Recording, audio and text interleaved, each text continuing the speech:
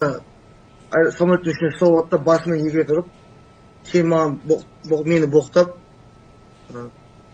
Қайрат Досымбек, соған Орал қаласына дос баламның тойына голосовой жазған болатынмын. Қайрат Нұртас сотта не себепті ұшақта жанжал шығарғанын түсіндірді. Астанада Қайрат Нұртасқа қатысты баптар бойынша сот процесі басталды. Әншінің өзі сотқа онлайн қатысып, өзін жәбірленушімін деп жариялады. Сот процесіне Қайрат Нұртастың ресми өкілі болып, інісі Аян Нұртас пен анасы Гүлзира Айдарбекова қатысып отыр. Мен ұрған жоқпын, әуелі мені соққыға жықты, деп жауап берді ол.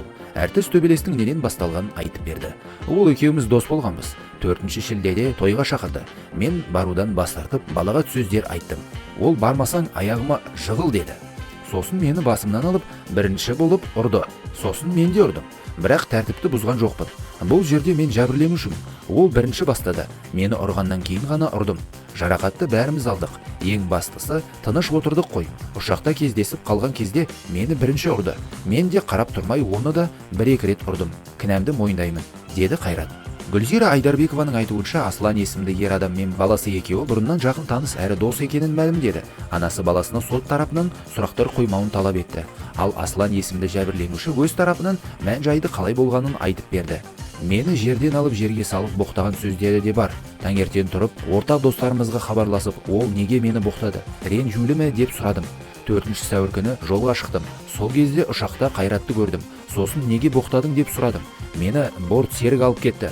Сол кезде мені Қайрат ұрды. Сосын екеуміз ұшақ ішінде екі жаққа отырдық. Ұшақтан түскен соң полиция екеумізді алып кетті, деді жәбірленуші. Асланның айтуынша, борт серік Қайратты емес, оны жібермей ұстап отырған.